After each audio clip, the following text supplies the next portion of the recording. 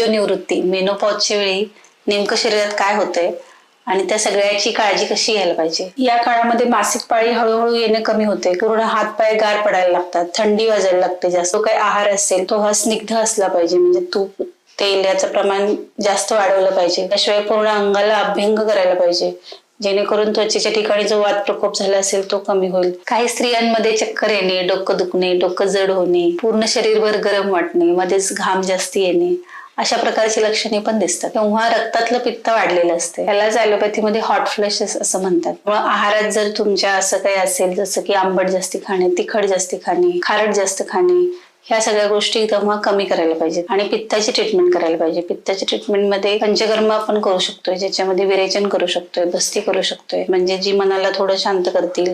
त्याच्यामध्ये शिरोधारेचा उपयोग होतोय, वेगवेगळी घृत आले आयुर्वेदात, त्याचा आपण इंटरनली यूज करू शकतोय।